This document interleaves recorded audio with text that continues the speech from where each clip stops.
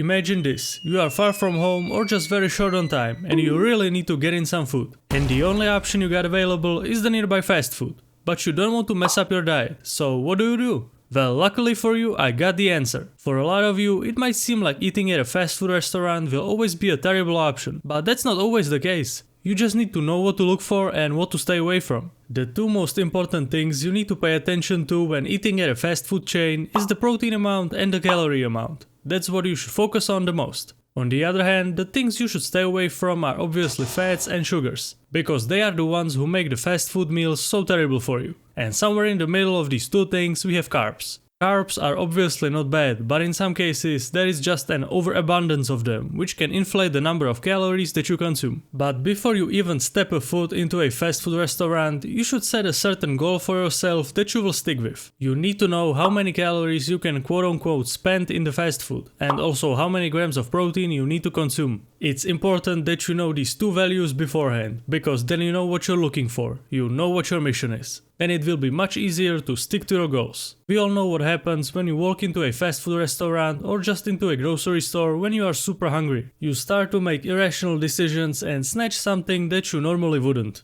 So for example, let's say I need a quick snack to get some protein in, and I'm willing to spend 500 calories and I'm looking to get 30 grams of protein. Once we know both of these values, we are ready to enter the fast food. But before we do that, let me just quickly mention that rather than talking about every single fast food chain and going through their menus to find something on the healthier side, I would much rather give you general tips that you can use in any fast food chain, restaurant or your local food truck, as that will be much more beneficial to you if you actually learn what you should and shouldn't do, rather than blindly copying the menu items. As I already mentioned, the two most important things you should focus on is the protein and the calorie amount. So the first step is to figure out how you are going to fit more protein into your meal, while also keeping the calories low. Usually, most of the protein will be coming from meat, and the best meat option will obviously be chicken, just because it's very lean. So the calories will be a little lower than if you had beef, for example. That is most likely not going to be as lean as the chicken. The difference between different meats might not be that big, but it's something to keep in mind. So no matter what kind of meal you will go for, if it's a burger, salad, some kind of wrap or anything else, it's in your best interest to put in some extra meat. That is your number one priority. That's the reason why you came to the fast food restaurant in the first place, to get your protein in when you are short on time. What can also greatly increase the protein amount is eggs or just straight up egg whites. There is a lot of breakfast sandwiches running around, so that might also be a great option. But there are some things that you have to be careful of when getting one of these sandwiches, but more on that a little bit later. In some places you can grab the egg white bites, which is basically just straight up protein, which is great. Adding cheese also might be a good option, but in most cases it will come with a lot more calories than the chicken or egg whites, just because most of the fast food chains will be using a full fat cheese, so it's something to consider. But enjoying one slice of cheese is definitely not going to be the end of the world. Now you know how you can increase the protein amount in the meal that you will be eating. But that is only a half of the story. There are many traps along the way that can easily double the calories of your meal completely out of nowhere.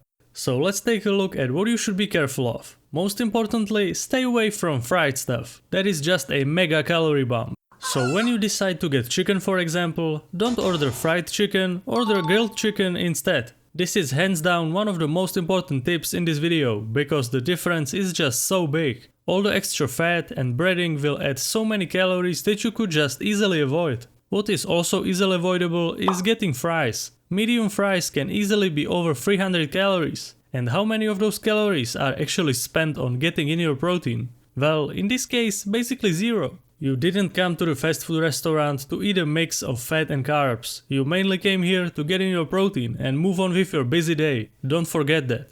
It's just an unnecessary addition. Instead of getting fries, you have many other guilt-free options for your sides. You can try apple slices or different types of fruit cups that almost every place offers. Or just get more veggies when you can. That will greatly increase the volume of your food. Speaking of unnecessary additions, remember that breakfast sandwich? 9 times out of 10 there is going to be bacon inside that sandwich, which could yield you some extra protein, but it's mostly just fat. So if you are looking to keep the calories as low as possible so you don't blow up your diet, I would highly recommend taking the bacon out. What should also be taken out is all the sauces that are given to you. Sauces can be the silent killer of your diet. It might seem like a cute small little packet, but depending on what sauce it is, it can easily be over 100 calories for basically nothing. Sure, you can use a little bit of it, just keep in mind that it will keep on adding up to your calorie total. This is actually what ruins a lot of diets without people even realizing it. They order a salad with a ton of ranch thrown on top of it, thinking, wow, I'm only eating salads, I will be shredded in no time. But the funny thing is that the sauces on top will end up having as many calories as the whole salad itself. So if you want to use sauces, I would highly recommend sticking with ketchup, mustard or some kind of hot sauce, as these sauces tend to be a little lower in calories than all the other ones.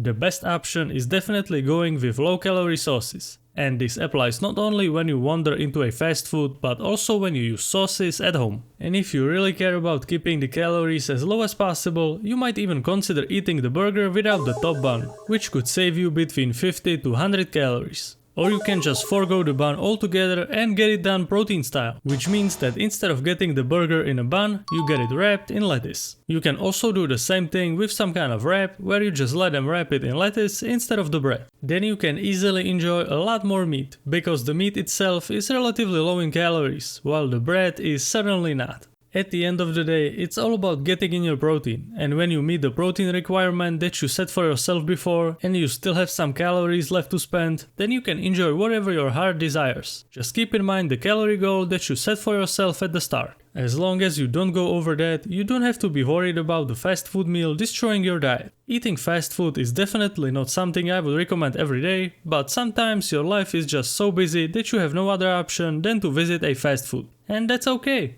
because now you know what to do. I'm also really curious, what are your favorite high protein meals when you occasionally visit a fast food? Or if you have some special tricks that you use to get in your protein while making sure that you don't go overboard. I would love if you shared some of your favorite tips down in the comments below. And I will see you next time. If you are looking for an easy to follow training or nutrition plan, then go to bodybuildingsimplified.com and get started today. So what are you waiting for? It's just that simple. And as always, a big thanks to all the supporters on my Patreon.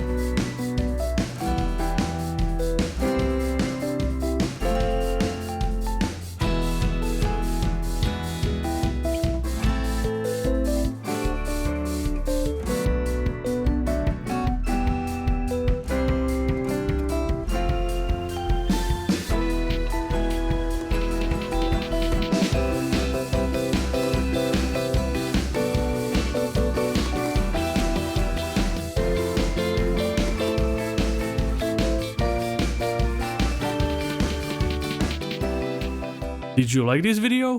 Then you will for sure like this one too.